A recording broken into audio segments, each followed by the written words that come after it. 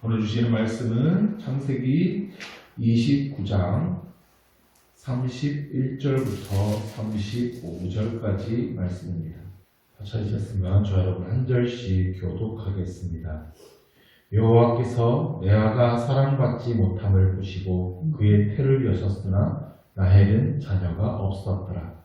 레아가 임신하여 아들을 낳고 그 이름을 루벤이라 하였는데 여호와께서 레아의 혀를 굴러주셨으니 이제는 내 라헬은 아들 사랑받으리라 하더라.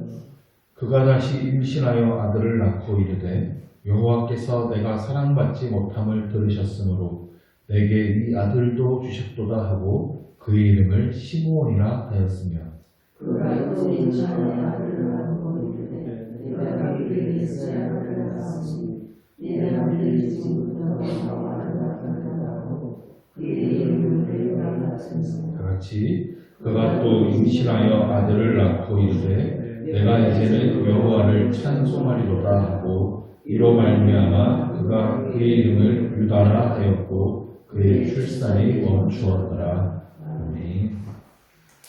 오늘은 레아에 대한 이야기를 살펴보려고 하는데요.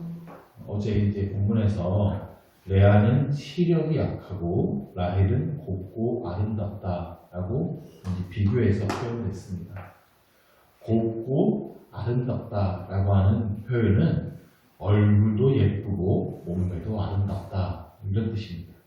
그에 비해서 레아에 대해서는 시력이 약하다라고만 말합니다. 시력이 약하다라고 하는 표현은 눈빛이 힘이 없고 흐리멍텅하다 뭐 이런 뜻이라고 했고, 혹은 약하다라고 하는 단어에는 부드럽다라는 뜻도 있다고 그랬습니다. 그래서 다른 성경에는 눈이 부드럽다 이렇게 좋게 표현하기도 하였습니다. 이거 좀 더 좋게 설명하면 그의 영혼과 성품이 부드럽다라고 하는 뜻도 됩니다. 근데 아무튼 레아는 여성으로서의 외적인 매력은 좀 많이 부족했던 것 같습니다. 외국 사람들이 성경 인물의 이름을 따라서 이제 이름을 많이 짓는데요. 라헬이라는 이름을 가진 여성은 굉장히 많아요. 근데 레아라는 이름을 가진 여성은 많이 없는 것 같아요. 아예 없지는 않은데 라헬에 비하면 많이 없습니다. 그래도 다 기왕이면 곱고 아름다운 여인이 되길 바라는 것 같은데요. 그 인생의 끝을 보면 라헬은 아이를 낳다가 길에서 죽었습니다. 근데 레아는 조상의 묘실에 들어갑니다. 그 아브라함이 구입했던 막벨라 굴에 안치된 사람이 아브라함과 이삭과 야곱 그리고 그들의 부인인 사라와 유브가와 레아 이렇게 6명뿐입니다. 믿음의 조상의 묘실에 묻히는 영광의 자리에 들어간 것은 라헬이 아니라 레아라는 거예요. 그러면 레아에게는 어떠한 특별함이 있었을까요? 레아의 인생을 살펴보면 참 안타까운 마음이 듭니다. 어느 날 먼 친척의 집에서 한 남자가 와서 이제 같이 살게 되는 건데요. 동생 라헬하고 그렇게 꽁냥꽁냥 거리는 거예요. 둘이서 좋아 죽어요. 7년 뒤에는 결혼하기로 약속했다고 합니다. 동생 라헬하고 얘기하면 늘 요셉 얘기를 하는 거예요. 야곱 얘기를 하는 거죠. 아유 좋겠네, 부럽다. 아니면 언제 저런 남자 만날 수 있을까? 7년이 지나고 이제 동생 결혼잔치가 열리는데요. 근데 그 결혼 전날에 아버지가 갑자기 레아를 부르는 거예요. 내일 밤에 너 조용히 얼굴을 가리고 야곱의 장막에 들어가. 아이고 라헬의 결혼식이잖아요. 라헬도 결혼 시킬 거야. 그런데 네가 언니인데 네가 먼저 시집 가야지. 야 이렇게 안 하고 네가 결혼을 할 수 있을 것 같아? 정말 그냥 시키는 대로 하라. 레아가요 이런 방식으로 결혼하는 걸 원했을까요? 어떤 여자라고 이렇게 결혼하길 원하겠습니까? 그녀라고 왜 단란한 가정을 꾸리고 싶지 않았겠습니까? 그런데 이 아버지의 욕심과 계략으로 인해서 그녀의 그 행복한 결혼 생활이 날아가 버리는 듯 했을 거예요. 그리고 이 일은 라헬에게도 엄청난 상처였을 겁니다. 아니, 사랑하는 야곱과의 결혼식을 그렇게 손꼽아 기다렸을 텐데, 아니, 결혼 첫날 밤을 갑자기 언니한테 빼앗겨버린 거 아닙니까? 그러니까 라반의 욕심이 자매 간의 우애를 깨뜨린 겁니다. 레아는 그래도 결혼 생활이 시작됐으니까 어떻게 잘해보려고 했을 거예요. 근데 남편 야곱이 자기를 쳐다보지도 않습니다. 야곱은 원래도 레아에게 별 관심이 없었겠지만 이 사건으로 완전히 싫어졌겠죠. 31절 말씀에서 레아가 사랑받지 못함을 보시고 라고 했는데, 이 사랑받지 못한다라고 하는 단어는 원문의 뜻으로 증오하였다, 미워하였다는 뜻입니다. 그러니까 라반과 레아가 한패로 보이지 않겠어요. 저것들이 짜고 내 결혼 생활을 망쳤다, 나를 속여먹겠다, 이렇게 생각했을 겁니다. 근데요, 아이를 낳는 것은 라헬이 아니라 계속 레아인 거예요. 레아는 아이를 낳으면 남편이 나를 쳐다봐주지 않을까라고 생각했겠지만, 아무리 아이를 낳고 아무리 아들을 낳고 야곱은 레아를 사랑하지 않습니다. 레아의 그 마음속에 있는 아픔과 눈물과 상처를 누가 다 알겠습니까? 그런데 놀랍게도 하나님의 은혜는 레아에게 임하는 거예요. 그 증거가 하나님께서 레아의 태를 여신 겁니다. 야곱이요, 라헬과 레아의 장막 중에서 누구의 장막에 더 많이 들어갔겠어요? 누구하고 더 많이 함께 했을까요? 라헬에게 10번 가면 레아에게 한 번이나 갔을까요? 100번 가면 한 번 갔을까요? 아마 남편으로서 최소한의 의무했을 겁니다. 당시 문화를 보면요, 최소한의 의무는 1년에 한 번입니다. 근데 아이는 레아가 낳는 거예요. 야곱의 사랑이 라헬에게 쏠려 있는 만큼 하나님의 은혜는 레아에게 쏠려 있는 거예요. 이유가 뭡니까? 레아는 남편에게 사랑받지 못했기 때문입니다. 31절을 보시면 레아가 사랑받지 못함을 보시고 라고 되어 있어요. 여기서 보시고 라고 하는 단어의 뜻은 주목해서 본다는 뜻이에요. 하나님께서 그 레아의 아픔과 상처와 눈물을 주목해서 보셨다는 거예요.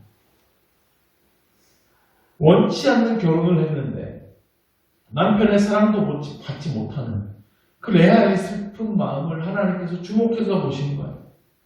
하나님의 시선은요, 늘 연약한 자, 소외된 자, 마음이 아픈 자에게 주목되어 있습니다. 하나님은 자신의 형상대로 만드신 모든 사람을 사랑하십니다. 그런데 특별히 하나님께서 주목하시는 사람은 아파하는 사람, 소외된 사람, 연약한 사람, 그들이 눈물을 흘리는 것을 그냥 보지 못하십니다. 레아에게는 여성으로서 가진 핸디캡과 컴플렉스가 굉장히 컸을 거예요. 외모에 대한 컴플렉스, 남편에게 사랑받지 못한다라고 하는 엄청난 상처가 있어요. 그러한 핸디캡과 컴플렉스, 상처로 인해서 수많은 날들을 울었을 거예요. 그래서 하나님의 시선, 하나님의 관심과 하나님의 은혜가 레아에게 임하는 거예요. 우리는 이것을 기억해야 됩니다. 내가 다른 사람들보다 부족할수록, 연약할수록, 내가 다른 사람들보다 뒤떨어진다는 생각이 들고, 남들이 다 가진 것 내가 없음으로 인해 위축되고 쪼그라들고 마음이 괴로울 때, 다른 사람으로 인하여서 내가 수많은 날들을 눈물로 보낼 때 하나님의 시선이 나에게 집중된다는 것을 기억해야 합니다. 예수님은 그 유명한 산상수훈에서 이렇게 말씀하셨어요. 심령이 가난한 자는 복이 있나니 천국이 그들의 것이니, 애통하는 자들은 복이 있나니 그들의 위로를 받을 것이니. 세상 어디에서도 의지할 곳이 없어서 그 마음이 가난한 사람들, 그들에게 하나님의 시선이 집중됩니다. 그러면 그들 마음에 천국이 임합니다. 세상에서 와서 상처, 어려움 때문에 애통하는 자에게 하나님의 시선이 집중됩니다. 하나님의 위로가 임합니다. 내가 가진 핸디캡과 문제와 부족함과 상처와 눈물이 많을수록 하나님의 은혜는 그에게 더 커진다는 것을 기억해야 됩니다. 왜 그렇습니까? 그 안에는 오직 하나님만 의지할 수밖에 없다는 간절한 생각이 됩니다. 나에게는 오직 하나님밖에 없다. 하나님 없이는 나는 살아갈 수가 없고, 그래서 절대적으로 하나님만 의지하게 되는 그 마음이 하나님의 은혜를 끌어들이는 것입니다. 또 한 가지 원인은 보잘것없는 그가, 세상 사람들이 보기에도 정말 보잘것없는, 의지할 것 없는 그가 하나님의 은혜를 받고 그래서 변화된다면, 기쁘게 살아간다면 명백히 하나님을 그의 삶을 통해 나타낼 수 있기 때문에 그렇습니다. 아니, 저 사람은 아무리 봐도 행복할 조건이 없는데 얼굴에 기쁨이 넘쳐요. 도대체 뭐 때문에 즐거워하지? 아무리 찾아봐도 없는데 딱 하나 있어요. 그게 하나님을 믿는 신앙이에요. 그의 입술에서도 늘 하나님 때문에 행복하다는 고백이 나와요. 그러면 정말 하나님께서 계시나 보다. 하나님이 주시는 기쁨이 있나 보다. 하나님은 명백히 드러나지 않겠습니까? 그의 삶을 통해서요. 그러면 다른 사람에 비해서 부족할 게 없이 살아가는 사람은 어떻게 합니까? 그들은 하나님의 사랑에서 배제되나요? 그렇지 않습니다. 중요한 것은 하나님만을 의지하는 그 가난한 마음입니다. 세상에 수많은 좋은 것들이 있지만 그것도 아무것도 아니고 오직 나에게는 하나님이 필요합니다 라고 고백할 수 있는 그 겸손한 마음, 가난한 마음, 오직 하나님의 은혜로 이 모든 것을 주셨습니다라고 하는 겸손한 고백 위에 하나님의 크신 은혜가 임하는 것입니다. 레아가요, 처음부터 이러한 은혜를 깨달은 게 아니었어요. 그의 마음속에는 늘 남편의 사랑에 대한 갈급함이 있었습니다. 남편의 사랑받고 싶다라고 하는 아내로서의 간절함이 있었죠. 그러나 그녀의 마음에 하나님의 은혜가 채워지고 하나님의 은혜를 깨달아가는, 그러면서 그 은혜로 살아가는 사람이 된 것입니다. 오늘 본문을 보면 레아가 아들을 낳고 그 이름을 짓는 내용이 나오는데요. 레아가 짓는 이름의 뜻을 보면 레아의 그때 당시의 마음이 그대로 드러납니다. 그 의미가 중요하기 때문에 성경에서도 각 아들의 이름의 뜻과 당시의 레아의 고백을 그대로 기록해 두었습니다. 첫째 아들은 르우벤이죠. 르우벤이라는 이름의 뜻은 보라, 아들이라 라는 뜻입니다.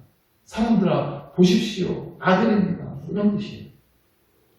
이름을 그렇게 지은 이유를 여기 기록해 두었는데, 여호와께서 나의 괴로움을 돌보셨으니 이제는 내 남편이 나를 사랑하리로다 라고 기록합니다. 부부관계가 소원하다가도 아이를 낳고 나면 관계가 좋아지는 경우가 있지 않습니까? 레아는 내가 이제 아들을 낳았다, 남편아 보십시오, 그래서 남편이 나를 좀 사랑해 주지 않을까라고 생각했던 거예요. 르우벤을 낳을 때는. 근데 어림도 없었죠. 근데 곧 둘째 아들을 낳습니다. 그 아들의 이름은 시므온이라고 지었어요. 시므온이라고 하는 이름의 뜻은 들으심이라는 뜻입니다. 하나님께서 들으셨다는 건데, 내가 사랑받지 못함을 하나님께서 들으셨다는 뜻입니다. 그러니까 하나님께서 이제 나를 들으시는구나, 하나님의 은혜를 깨달았어요. 여호와께서 내가 사랑받지 못함을 들으셨으므로 내게 이 아들도 주셨도다. 자신을 향하고 있는 하나님의 은혜를 깨닫고 고백한 겁니다. 그런데 여전히 이 고백에는 남편으로부터 사랑받지 못하는 것에 대한 아픔이 드러나요. 곧이어 셋째 아들을 낳습니다. 그 아들의 이름은 레위예요. 레위라는 이름의 뜻은 연합이라는 뜻입니다. 내가 그에게 새 아들을 낳았으니 내 남편이 지금부터 나와 연합하리로다. 레아의 마음은 오늘만 남편 야곱의 사랑을 원하고 있어요. 그런데 여전히 야곱의 마음은 라헬을 향하네요. 35절에서 또 임신하여 아들을 낳고 이름을 유다라고 짓습니다. 유다라는 이름의 뜻은 찬송하다, 감사드린다라는 뜻입니다. 레아의 고백이 인상적인데요. 내가 이제는 여호와를 찬송하리로다. 이제는 중요합니다. 내가 이제야 여호와를 찬송한다. 이전에는 하나님을 찬송할 생각을 못했어요. 감사하지 못했어요. 감사할 거리가 뭐가 있습니까? 남편의 사랑을 받지 못하는데. 그런데 유다를 낳을 때 이제야 하나님의 크신 은혜를 진짜 깨닫게 된 거예요. 그래서 그 남편의 사랑을 받지 못하는 그 환경과 상관없이 하나님의 일방적인 사랑을 깨닫게 되고, 그래서 하나님께 찬양하고 진정 감사하게 되는 겁니다. 그래서 하나님을 찬양한다고 이름을 유다라고 지었는데요. 레아가 낳은 자식들 중에서, 그리고 야곱의 12아들 중에서 대대로 왕이 되는 다윗, 바로 그 유다의 자손에게서 다윗이 나오죠. 그리고 영원한 왕 메시아 예수 그리스도께서 유다의 자손에게서 탄생하시고, 이것이 우리에게 큰 메시지를 전해주는 거예요. 내가 드디어 하나님의 은혜를 깨닫고 환경과 상관없이 하나님을 찬양하고 하나님께 영광 돌릴 때에 하나님께서는 그 자식을 통해서, 그 열매를 통해서 메시아를 탄생하시는 은혜를 주셨어요. 어떤 상황에서든 우리가 하나님의 은혜를 깨닫고 하나님을 찬양할 때 하나님께서는 그를 통하여서 하나님의 크신 뜻을 이루어 주신다는 겁니다. 세상에 어떤 결핍이 있든 괴로운 상황이든 어려운 상황이든 기쁜 상황이든 풍족한 상황이든 이 모든 상황이 하나님의 은혜라는 것을 믿는 사람, 그가 하나님을 찬양하고 감사할 수 있습니다. 하나님은 그의 예배를 받으시고 그를 통해 하나님의 뜻을 이루어 가신다는 사실을 기억해야 됩니다. 오늘 여러분의 모든 상황들, 그게 고통이든 아픔이든 슬픔이든 기쁨이든 즐거움이든 그 모든 것들이 하나님의 은혜라는 것을 정말 믿으십니까? 그 여러분을 향한 하나님의 관심과 은혜를 내가 정말 깨달았다면 하나님께 찬양과 감사의 고백을 올려드리시기를 바랍니다. 그리고 오늘 하루도 여전히 나는 하나님의 은혜가 없이는 살아갈 수 없는 존재임을 고백할 수 있기를 바랍니다. 하나님께서 그 여러분의 고백을 통하여서 하나님의 놀라운 뜻을 이루어 가실 것을 믿습니다. 기도하겠습니다. 하나님 아버지 감사드립니다. 우리 삶에 주어진 모든 환경에 감사를 드립니다. 내가 조금 부족한 것도 하나님의 은혜이고 내가 풍족한 것도 하나님의 은혜입니다. 내가 받았던 모든 상처와 내가 흘렸던 눈물과 나의 외전에 있는 콤플렉스는 하나님의 영광을 나타내기 위한 도구임을 믿습니다. 또한 나의 강점도 하나님을 더욱 잘 섬기기 위한 도구입니다. 모든 것이 주님의 은혜이니 이 모든 것을 통해 주님 홀로 영광 받아 주시옵소서. 주의 뜻을 위해 사용하여 주옵소서. 주님의 은혜가 없으면 살아갈 수 없는 존재이니 오늘도 주님의 크신 은혜를 우리 마음에 가득 베풀어 주옵소서. 날마다 주의 은혜로 살아가는 우리 모두가 되게 하여 주옵소서. 예수 그리스도 이름으로 기도드립니다. 아멘.